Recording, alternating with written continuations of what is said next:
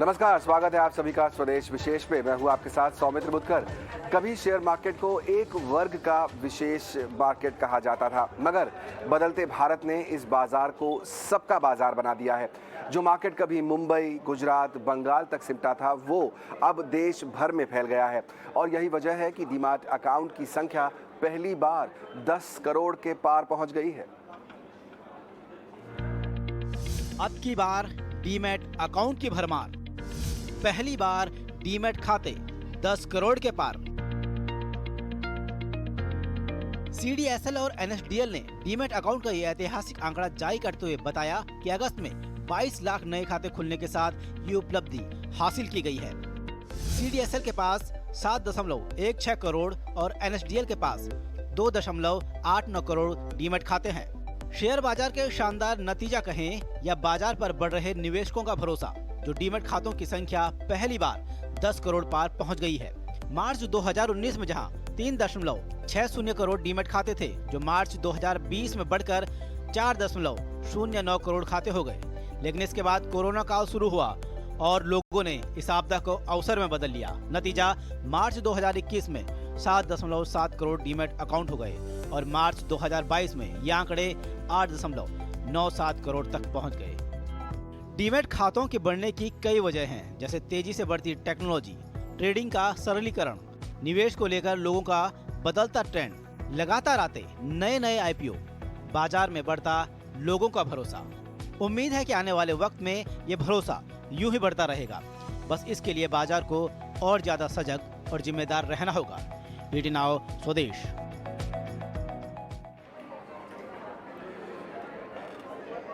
तो 100 मिलियन के आंकड़े पर तो डीमैट अकाउंट पहुंच गए हैं, लेकिन इसका मतलब क्या है? क्या इंडस्ट्री के लिए मतलब है इसका? क्या आम आदमी के लिए मतलब है? निवेशकों के लिए क्या मतलब है? और देश की तरक्की में इस आंकड़े का की कितनी अहमियत होगी? इसी मुद्दे पर चर्चा करने के लिए मेरे साथ दो खास मेहमान आज जुड़ रहे हैं। आनंद राठी वेल्थ के डिप्टी सीईओ फिरोज अजीज साहब और एंजल वन के chief growth officer Prabhakar Tiwari साहब। बहुत बहुत स्वागत आप दोनों का इस चर्चा में। प्रभाकर जी, पहला सवाल मैं आपसे लेना चाहूँगा। 10 करोड़ का जो आंकड़ा पार कर लिया है डीमैट अकाउंट ने, इंडस्ट्री से जुड़े हैं आप दोनों ही मेहमान मेरे। सबसे पहले मुझे बताइए कि इस आंकड़े का महत्व क्या है, कितना इंपॉर्टेंट है पूरी इंडस्ट्री के लिए ये माइलस्टोन इस समय?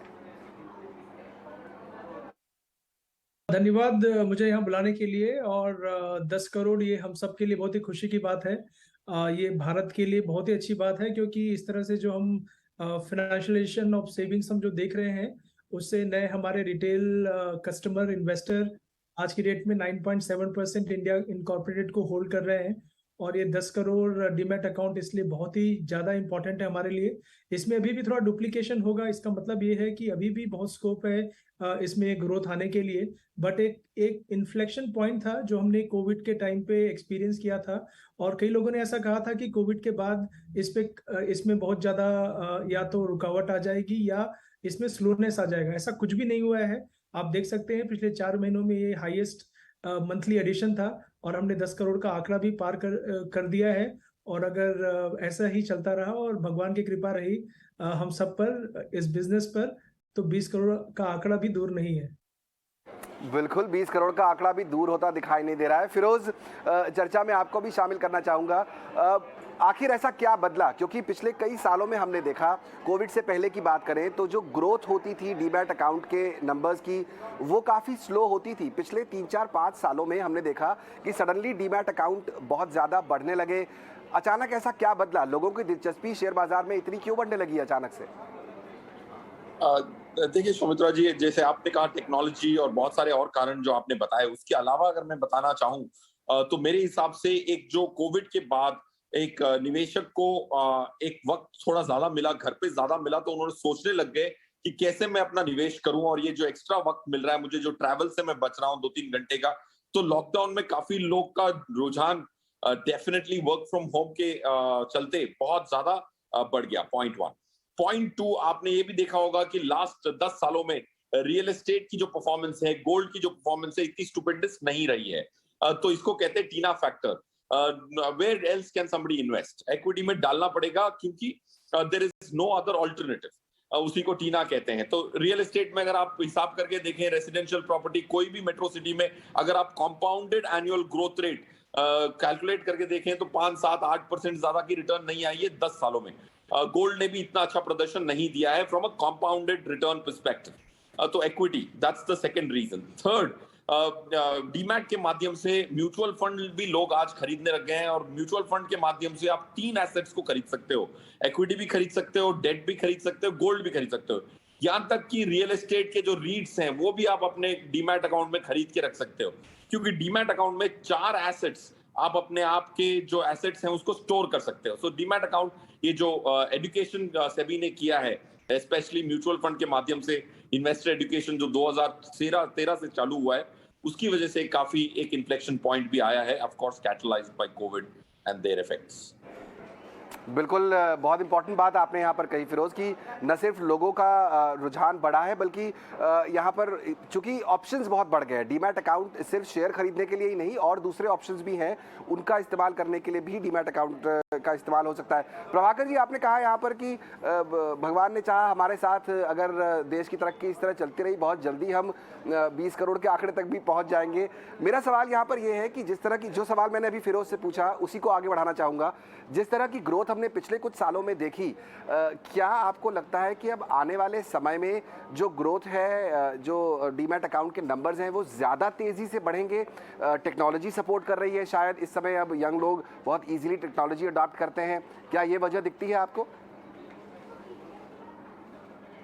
बिल्कुल ज्यादा तेजी के साथ आएगी। देखिए, आज से कुछ समय पहले तक हम अपने सारे क्यूज हमारे मार्केट के बारे में हम अमेरिकन और यूरोपियन मार्केट से लेते थे। आज उन मार्केट्स को देखिए, उनमें हाई इन्फ्लेशन रेट है, हाई इंटरेस्ट रेट है, जियोपॉलिटिकल इंस्टेबिलिटी है। उसके बाद भी आपने पिछले 4-5 महीनों में देखा होगा कि किस तरह से एफआईआई को रिटेल ने रिप्लेस किया हुआ है। ये अपने आप में एक बहुत ही बड़ी बात है। और आप जहां तक कोविड की बात कर रहे हैं, जहां पे लोगों के पास समय था, तो अब तो लोगों के पास बिल्कुल समय नहीं है लास्ट 1 साल से, फिर भी हम ये नंबर बढ़ता हुआ देख रहे हैं। आपने हमारे नंबर्स देखे होंगे, हमारे नंबर्स में सिर्फ डीमैट अकाउंट ओपनिंग नहीं, even order number of orders में इंक्रीज दिखेगा आपको। एडीटीओ में 20% का इंक्रीज दिखेगा अक्रॉस सेगमेंट्स। ये सब ऐसा क्यों हो रहा है? ये सब सिर्फ हो रहा है टेक्नोलॉजी की वजह से। आज से कुछ समय पहले तक लोगों के पास एक्सेस नहीं था टियर 2 टियर 3 टाउन्स में, उनके पास नॉलेज नहीं था, एजुकेशन नहीं था, बहुत सारे फ्रॉड्स लोग थे, वो चीजों को कॉम्प्लिकेट करते थे। आज की डेट में एजुटेनमेंट के नाम पर यूट्यूब, बहुत सारे चैनल्स, इंस्टाग्राम में बहुत सिंपल से इंफॉर्मेशन अवेलेबल है, और लोग बहुत ही यंग एज में मार्केट में एंटर कर रहे हैं, क्योंकि उनके पास एक डिस्पोजेबल इनकम है जिसको वो सेविंग्स में और इस तरह की सेविंग्स में डाल सकते हैं लॉन्ग टर्म के लिए। तो मुझे ऐसा लगता है कि जो 20 करोड़ की जर्नी की हम बात कर रहे हैं, उसमें सबसे बड़ी चीज है टेक्नोलॉजी। उसके बाद है हमारी यंगर पॉपुलेशन जो नई चीजों को ट्राई करना चाहती है, और तीसरी बड़ी चीज है हमारे जैसे फिनटेक ब्रोकर जिन्होंने समय के हिसाब से अपने आप को ढाला है। आज भी कस्टमर हम पे बहुत ज्यादा ट्रस्ट करते हैं, और क्योंकि आज हमारे पास बेहतरीन टेक्नोलॉजी है, इसकी वजह से आज भी हम टॉप 3 प्लेयर्स हैं अपने फील्ड में। बिल्कुल सही बात है, यंग जनरेशन भी सामने आ रही है, टेक्नोलॉजी भी सपोर्ट कर रही है। फिरोज, इस समय जो मन में सवाल आता है वो ये कि ये 10 करोड़ का जो नंबर है, कहीं ये सिर्फ नंबर ही तो नहीं है कि लोग क्योंकि अकाउंट खुलवाते हैं कई बार, और लोग ये दिमाग में रख के अकाउंट खुलवाते हैं कि अब शेयर बाजार में कुछ ट्रेड करेंगे या इन्वेस्ट करेंगे, और फिर कई बार भूल जाते हैं, वो अकाउंट सिर्फ एक आंकड़ा बन के रह जाता है। तो जैसा यहाँ प्रभाकर जी भी कह रहे हैं, आपका एक्सपीरियंस क्या कहता है? क्या दरअसल ऑर्डर्स बढ़ रहे हैं? क्या लोग अब जब ऑफिसेज खुल गए हैं उनके पास अब समय उतना ही है जितना कोविड से पहले होता था? अब दफ्तर जाना भी है, आना भी है, और उस बीच में समय निकालकर शायद शेयर बाजार में का हिस्सा भी बनना है। तो क्या अभी भी लोग उसी तरह के ऑर्डर्स दे रहे हैं? क्या उसी तरह का बिजनेस अभी बढ़ रहा है, या ये 10 करोड़ का आंकड़ा सिर्फ एक आंकड़ा ही है? नहीं, मेरे हिसाब से सिर्फ एक आंकड़ा नहीं है। 10 करोड़ का नंबर बहुत बड़ा नंबर है। ऑफ कोर्स डुप्लीकेशंस तो होंगी। अगर हम 10 करोड़ अगर हम विजुअलाइज करें, 10 करोड़ लोग, या ऑफ कोर्स डुप्लीकेशंस होंगी, थोड़े डोमेंट अकाउंट्स होंगे, काफी सारे डोमेंट अकाउंट्स भी होंगे, बट 10 करोड़ का आंकड़ा is a reasonable representation of active accounts. But second चीज ये है कि ज्यादातर काफी बार ऐसा भी होता है कि अगर कोई ऑर्डर भी ना दे, अगर लॉन्ग टर्म के लिए इक्विटी खरीद के भी रखे, लार्ज कैप नेम्स को खरीद के रखे, तब जाके पैसे बनते हैं। अगर मेरा तो यही उम्मीद है कि रिटेल निवेशक ट्रेडिंग करने ना लग जाए। ट्रेडिंग करेंगे तो मायूस होंगे, काफी बार रिटर्न नहीं बनती है, और वो एक बार अगर इक्विटी से अपने आप को लॉस में महसूस करते हैं तो फिर बाहर रह जाते हैं। सो इट्स इम्पोर्टेंट दैट अगर ज्यादा ट्रेड्स भी ना हो, बट अगर स्टॉक को खरीद के लॉन्ग टर्म के लिए रखा जाए, that's also I think a great start point. Coming back to your question, मेरे हिसाब से ये बहुत बड़ा नंबर है और ये जेन्युइन नंबर है। डुप्लीकेशंस होंगी। आज हमारी कंट्री में म्यूचुअल फंड की पेनिट्रेशन देख लीजिए, 16% ऑफ जीडीपी है। यूएस में 140% of GDP is the mutual fund penetration. आज अगर आप देखते हैं तो ईपीएफओ अकाउंट्स ही 20-25 करोड़ के हैं। तो ये 10 करोड़ का नंबर जो पोटेंशियल है ये रिप्रेजेंट नहीं करता है। तो काफी आगे चलते हुए भी काफी penetration of financialisation is possible, because अगर स्ट्रक्चर्ड इकोनॉमी में एम्प्लॉइज 25-30 करोड़ हैं तो डीमैट अकाउंट 10 करोड़ क्यों होने चाहिए? बिल्कुल सही बात है आपकी। और यही मैं पूछना चाहता था फिरोज आप ही से कि यहाँ से आगे की राह क्या, क्योंकि जिस तरह का जितना बड़ा देश हमारा है, जिस तरह की इकोनॉमिक ग्रोथ हमारी हो रही है, हाल ही में खबर आई कि भारत ने जो है वो ब्रिटेन को पीछे छोड़ दिया। अब हम 5वें नंबर की बड़ी इकोनॉमी बन गए हैं। जाहिर तौर पर इसमें इक्विटी मार्केट्स का, कैपिटल मार्केट्स का एक बहुत बड़ा रोल होना चाहिए, जो शायद नहीं है हमारे देश का अभी। क्या स्टेप्स उठाने चाहिए यहाँ से अब, चाहे वो रेगुलेटर्स हों उन्हें, या फिर जो यंग इन्वेस्टर्स हों उन्हें, कि वो उस ग्रोथ का, इस तरक्की का हिस्सा बन सके? पहले तो आई थिंक हर कॉन्स्टिट्यूएंट को, इंडिया के हर कॉन्स्टिट्यूएंट को, हर इंसान को ये समझ लेना चाहिए कि इक्विटी में इंडिया अगले काफी साल तक, एटलीस्ट 10-20 इयर्स तक इंडिया की परफॉर्मेंस चलने वाली है। It's a secular bull run, my opinion.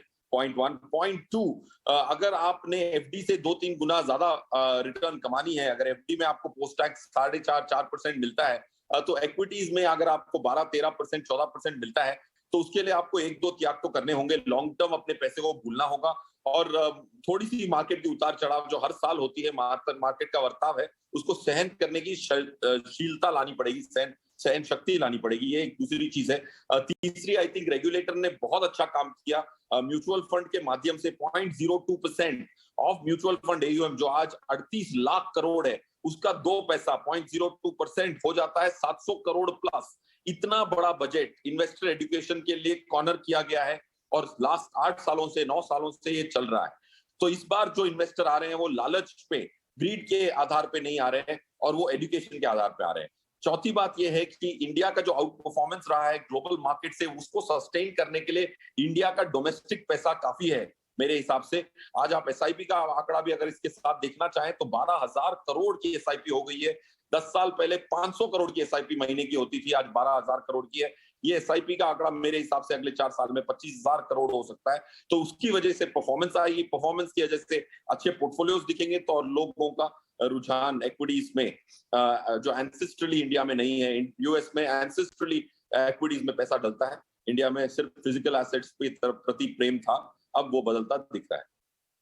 बिल्कुल। तो यहाँ पर न सिर्फ इन्वेस्टर एजुकेशन इंपॉर्टेंट होता जा रहा है, बल्कि लोगों की समझ बढ़ रही है। यहाँ पर रेगुलेटर्स भी स्टेप उठा रहे हैं और काफ़ी हद तक जो है, जैसा फिरोज बता रहे हैं, एंसेस्ट्रली इसको आपके इन्वेस्टिंग का पार्ट बनाया जाना चाहिए। इक्विटी मार्केट एक बहुत बेहतरीन जरिया है जिससे लंबे समय में आप अच्छा पैसा बना सकते हैं। प्रभाकर जी, मैं थोड़ा सा मूव करता हूँ और ये समझने की कोशिश करता हूँ आपसे कि हमने इन्वेस्टर की बात की, हमने देखा कि किस तरह से उनकी कमाई तो हो रही है, ग्रोथ हो रही है, लेकिन जाहिर तौर पर आपके जैसी कंपनी जो है, जब बहुत सारे डीमैट अकाउंट खोलते हैं तो उनको भी फायदा होगा। आपका बिजनेस ही वही है। मेरा सवाल आपसे भी वही है कि क्या आपके लिए ये सिर्फ एक आंकड़ा है या दरअसल आपकी जैसी कंपनियों के मार्जिन पर कोई इम्पैक्ट पड़ भी रहा है इसकी वजह से?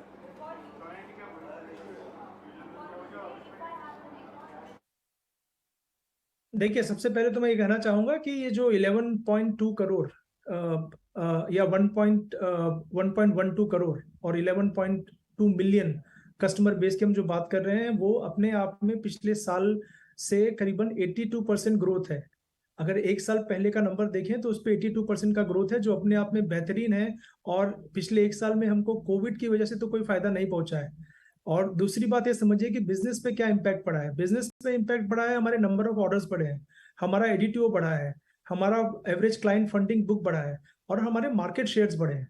और ऑल इन ऑल इन सब की वजह से हमारा बिजनेस बहुत ही प्रॉफिटेबल लेवल में पहुंच गया है। हमारा जो प्लेटफॉर्म बिजनेस है, जिसमें हमने टाई अप कर रखा है बहुत सारे बाहर के प्लेयर से, वेस्टेड से, स्ट्रीक से, सेंसिबल से, उससे कस्टमर को हम बहुत सारे ऑप्शंस दे पा रहे हैं। आप हमारे मार्जिन की बात कर रहे हैं, हमारा मार्जिन भी पब्लिक डोमेन में है। हम 45 से 50% ओपीएम पे काम कर रहे हैं। हम क्लाइंट एक्विजिशन को 2 क्वार्टर के अंदर हमारा पेबैक आ जाता है। तो इस तरह से हम एक प्रॉफिटेबल बिजनेस रन कर रहे हैं और इसलिए हमारे स्पीड में कमी होने की कोई संभावना नहीं है। कोई माइनर सेटबैक आ सकता है, बट लॉन्ग टर्म हमको ये ट्रेंड अप ही जाता हुआ दिखता है।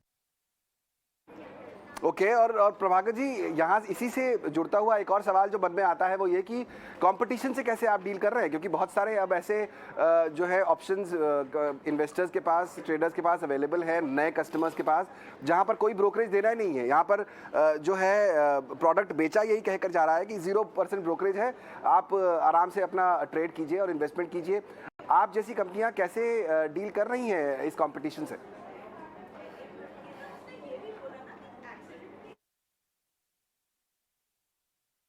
अगर हम देखें तो हम भी 2019 के पहले परसेंटेज कमीशन बेस्ड ब्रोकर ही थे। हम भी जीरो ब्रोकरेज हम 2019 से ही हमने ये सफर शुरू किया है। तो आज हमें हमारे कॉम्पिटिशन्स की इतनी कोई चिंता नहीं है, क्योंकि चाहे वो कोई दूसरे फिनटेक ब्रोकर हो या वेंचर फंडेड कंपनी हो, हमने सबसे लास्ट 3 साल में कम्पीट किया है और उसके बाद अपने आप को नंबर 1 की पोजीशन पे हम लेके आ चुके हैं। तो आज हमें कोई फर्क नहीं पड़ता कोई नया प्लेयर मार्केट में एंटर होता है। हमें ऐसा लगता है कि नए प्लेयर के आने से मार्केट में नॉलेज और बढ़ेगा, अवेयरनेस और बढ़ेगी, और हमें ऐसा लगता है कि customer fundamentally at the end of the day will come to us, हमारे पास ही आएंगे वो, क्योंकि हम सुपीरियर प्रोडक्ट ऑफर करेंगे उनको। हमारा domain expertise is next to none, in the sense that I mean like we are the number 1 in domain expertise also. और आने वाले समय में हम जिस सुपर ऐप की बात कर रहे हैं उसकी वजह से हमारा हम कस्टमर के नंबर 1 प्रेफरेंस रहेंगे। बिल्कुल, चलिए ये तो अच्छी बात है कि यहाँ पर जो है बहुत ज़्यादा टेंशन की ज़रूरत नहीं है कंपटीशन की वजह से। फिरोज़, मैं आपसे ये जानना चाहता हूँ कि टेक्नोलॉजी का कितना बड़ा रोल है इस पूरे जो है ग्रोथ स्टोरी में, क्योंकि जाहिर तौर पर आज आप किसी भी छोटे बड़े शहर में चले जाइए, हर किसी के पास एक स्मार्टफोन है। ट्रेडिंग कहिए या इन्वेस्टमेंट कहिए या म्यूचुअल फंड में इन्वेस्टमेंट कहिए, बैंक एफडी खोलनी है तो भी आप एक मोबाइल फ़ोन के ज़रिए कर सकते हैं। मुझे खुद को याद नहीं कि पिछली बार मैं अपने बैंक कब गया था, क्योंकि आपको ज़रूरत ही नहीं पड़ती अब आपने बैंक जाने की या किसी के पास जाने की। टेक्नोलॉजी का कितना बड़ा रोल है इस ग्रोथ स्टोरी में, और आने वाले समय में क्या और रोल टेक्नोलॉजी प्ले कर सकती है? मेरे हिसाब से टेक्नोलॉजी का बहुत बड़ा रोल है। एक्सेस टू टेक्नोलॉजी बढ़ रही है, 5G की बात हो रही है, तो आई थिंक अगर भारत को फाइनेंशियलाइजेशन करना है तो टेक्नोलॉजी इंपॉर्टेंट है। इंडिया जो टॉप 10 सिटीज हैं कंट्री के, वो तो काफी अर्जों से फाइनेंशियलाइजेशन की तरफ बढ़ चुके हैं। तो मेरे हिसाब से टेक्नोलॉजी का रोल 70-80% रोल टेक्नोलॉजी का रहेगा, बट वो बहुत अच्छी तरह से हो रहा है। आज आप कोई भी नया फंड भी देखें, नया म्यूचुअल फंड भी देखें, तो एसबीआई कभी नया फंड लॉन्च करती है तो 93% पिन कोड से उनको एप्लीकेशन आती है, मतलब इंडिया के कोने कोनों से पैसा आ रहा है। So I think technology has played a very vital role and it will continue to do so. Point 1. Point 2, technology जो है फिनेंस में 3 माध्यम है उसके। एक है एडवाइस क्रिएशन, डोमेन एक्सपर्टीज को बेहतर करने के लिए भी टेक्नोलॉजी आती है। दूसरा, टेक्नोलॉजी आती है ईज ऑफ एग्जीक्यूशन के लिए, और तीसरा है अच्छी तरह से रिपोर्टिंग करने के लिए, स्टेटमेंट अच्छी तरह से निकल जाए, टैक्सेशन की रिपोर्ट्स ठीक से निकल जाए। तीनों चीजें जो है टेक्नोलॉजी के, advice creation, execution and reporting, ये तीनों अगर तालमेल, इन तीनों चीजों का टेक्नोलॉजी अगर पावर कर सके तो financialisation is gonna be catalysed and expedited. Correct, बिल्कुल, ये सारी चीज़ें जो है जिनकी वजह से इस ग्रोथ में तेज़ी मिलेगी। फिरोज़, यहाँ ये भी मैं आपसे जानना चाहूँगा, आप चूँकि ट्रैवल बहुत करते हैं विद इन इंडिया, ये मैं जानता हूँ, आपका मेरा पर्सनल इंट्रैक्शन जितना भी हुआ है, आप लोगों से मिलते हैं, आप बाहर जाते हैं। अब हम देख रहे हैं कि यंग जनरेशन बहुत आ रही है, जो पर्सनैलिटी है या जो कैरेक्टर है इन्वेस्टर का या ट्रेडर का, वो चेंज हो रहा है। पहले ऐसा था कि हमारे यहाँ हम ये कहा जाता था कि आप पढ़ाई करें, आप उसके बाद नौकरी करें और फिर कुछ पैसा बचे तब आप शेयर बाजार में अगर लगाना है तो वो बात की बात होती थी। आज जो है यंग जनरेशन बहुत जल्दी आती है, कई लोग अपने पॉकेट मनी से भी पैसा लगाते हैं। तो आप किस तरह से इस पूरे जो इन्वेस्टर है जो उसकी पर्सनैलिटी में चेंज आता देख रहे हैं, और वो कितना हेल्पफुल होगा एक लॉन्ग रन की इंडिया ग्रोथ स्टोरी में? आई थिंक देर एक बहुत बड़ा पैराडाइम शिफ्ट आया एक्चुअली थॉट प्रोसेस में। जेन जेड का स्पेशली, मिलेनियल्स भी काफी झुकाव रखते थे in non tangible assets. Gen Z जो है 2000 के बाद जो लोग पैदा हुए हैं उनकी जो थॉट प्रोसेस है वो तो काफी अलग है। तो अगले 5-10 सालों में जब ये जेन जेड एक वर्कफोर्स में आएगा तो almost 60-70 lakh people post graduation और इंजीनियरिंग कंप्लीट करते हैं इंडिया में। अगले 5-7 सालों में जब ये आएंगे वर्क फोर्स में और इनकी जो कमाई होगी पॉकेट मनी से, जब ये सैलरी पे जाएंगे तब पैसे एक्स्ट्रा होंगे, तो इनका जो इन्वेस्टिंग बिहेवियर होगा वो काफी अलग होगा। इनका क्या अलग होगा क्योंकि ये टैंजिबल में विश्वास कम करते हैं, ये एक्सपीरियंसेस पे खर्चा करना चाहते हैं, मोबिलिटी चाहते हैं, क्लिक ऑफ द बटन पे पैसे की एक्सेस चाहते हैं। वो इनसिक्योर एनवायरनमेंट से नहीं आए, सर्वाइवल ऑफ द फिटेस्ट। पिछले जनरेशन का एक मंत्र था कि रोटी कपड़ा मकान मिल जाए तो मैं एक सुरक्षित जिंदगी गुजारूं। आई थिंक इंडिया में जो वो इनसिक्योरिटी थी वो निकल रही है। तो people are ready to accept portability, non tangible assets. तो आई थिंक ये जो अगले 5-10 सालों में जो चेंज आने वाला है, specially the current generation coming into the workforce will have a huge paradigm shift and वो नॉन टैंजिबल एसेट्स को वेलकम करते हैं अपने पोर्टफोलियो में और मोबिलिटी को वेलकम करते हैं। बिल्कुल, पूरी पर्सनालिटी चेंज होती दिखाई दे रही है आने वाले समय में जिस तरह के इन्वेस्टर्स हमारे यहाँ पर हैं। प्रभाकर जी, आपका एक्सपीरियंस क्या कहता है? अब जब अकाउंट्स आपके यहाँ नए खुल रहे हैं तो किन किन एरियाज़ में अब आपको दिखाई देता है कि ज़्यादा लोग इंटरेस्टेड हैं शेयर मार्केट की तरफ? क्योंकि ट्रेडिशनली आप और हम सब जानते हैं कि महाराष्ट्र, गुजरात ये एरिया है जहाँ पर लोगों का इंटरेस्ट ज़्यादा रहता है। कौन से एरियाज़ आपको लग रहा है जो आगे बढ़ रहे हैं? कौन से एज ग्रुप के लोग अब अपने अकाउंट खुलवा रहे हैं? देखिए, हम तो ये बात पब्लिक में पिछले 2-2.5 साल से बोल रहे हैं कि almost 90% of our customers are coming from tier 2, tier 3, tier 4 cities, and almost 90% of them are below the age of 30 years. I mean आज की डेट में हमारा एक मीडियन और mean age will be around 28 और 29 years. आप एक कौन से इमर्जिंग मार्केट्स की बात कर रहे हैं? ट्रेडिशनल मार्केट्स तो हमेशा से गुजरात, महाराष्ट्र, कर्नाटका, आंध्रा जैसे ट्रेडिशनल मार्केट्स रहे हैं, राजस्थान। बट हम जो एक नया ट्रेंड देख रहे हैं कि उत्तर प्रदेश और नॉर्थ भी मार्केट बहुत ही फास्ट तरीके से सामने आ रहा है, ना केवल डीमैट अकाउंट ओपन करने में बल्कि एक्सचेंज का जो टर्नओवर डेटा रहता है उसमें भी ये जो नए स्टेट्स हैं ये एक अच्छी पोजीशंस पे अवेलेबल है। तो but just to cut a long story short, सिर्फ इतना कहना चाहता हूँ कि हम यंगस्टर्स, बहुत ज्यादा यंगस्टर्स को एक्सपेक्ट कर रहे हैं अपने मार्केट में, और ये सारे लोग आएंगे नए स्टेट से, जो स्टेट्स में डेमोग्राफिक डिविडेंड का फायदा गिर रहा है और जो नए लेवल पे प्रॉस्पेरिटी लेके आ रहे हैं और जहां पे एक्सेस की कमी थी अभी तक। चलिए, तो नई ज्योग्राफीज भी आ रही हैं, नए तरह के लोग भी आ रहे हैं, यंग लोग अब शामिल हो रहे हैं इंडिया की ग्रोथ स्टोरी में। फिरोज, आखिरी सवाल आपसे करूंगा और चाहूंगा कि इस चर्चा को आप समेटे। चूंकि नए लोग आ रहे हैं मार्केट में, यंग जनरेशन खासतौर पर आ रही है, आप दोनों ने ये कहा है, आखिरी सवाल जो मन में आता है वो ये कि अब जो नई जनरेशन सामने आई है और जो शेयर मार्केट में पैसा लगा रही है, उनको अगर आपको 2 गुरु मंत्र बताने हैं कि भाई आप आ रहे हैं, आपने डीमैट अकाउंट खोला है, फिर चाहे आप म्यूचुअल फंड का जरिया अपनाएं या डायरेक्ट इक्विटीज खरीदें, शेयर खरीदें, अगर 2 गुरु मंत्र बताने हैं तो कौन से बताएंगे? एक तो हमेशा अपने जो भी इन्वेस्टमेंट्स करें गोल को आधार रख के करें। पॉइंट 1, कभी भी विदाउट अ कॉम्पस सेल नहीं करना चाहिए। एक लक्ष्य जरूर रखें। लक्ष्य रखने से एक डिसिप्लिन आता है, एक इमोशनल कनेक्ट आता है। तो गोल बेस्ड इन्वेस्टिंग करें, भले ही डायरेक्टली स्टॉक्स में करें या म्यूचुअल फंड के माध्यम से करें, बट गोल के बगैर ना करें, ट्रांजैक्शनली ना करें, स्ट्रेटेजिकली करें। ये एक पहला होगा। सेकंड, कोई भी एसेट से प्रेम ना करें, आप अपने लक्ष्यों से प्रेम करें। हमारी इंडिया में सबसे बड़ी प्रॉब्लम क्या हुई है कि लोगों को एक एसेट से प्रेम हो जाता है। कोई रियल एस्टेट से प्रेम करता है तो फिर जिंदगी भर उसी से प्रेम करता है, एफडी से प्रेम में रह जाता है तो फिर पूरी जिंदगी एफडी से प्रेम करता है। अपने लक्ष्यों से प्रेम करें। Every asset is useful for every investor at a point in time. ये 2 चीजें याद रखें ताकि हर एसेट आपका एक खूबी लाता है, वो आपके अपने लक्ष्यों को पूरा करने में मदद कर सकता है।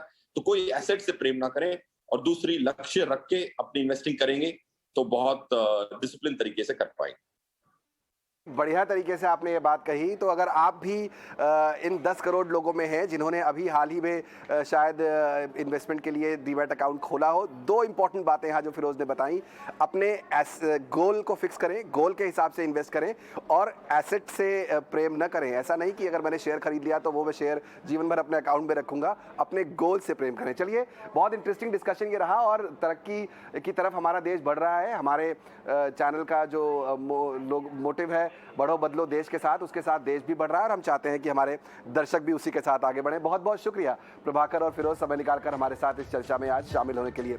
चलिए, इस शो को फिलहाल हम यहीं समेटेंगे। मुझे और पूरी टीम को दीजिए इजाजत। नमस्कार।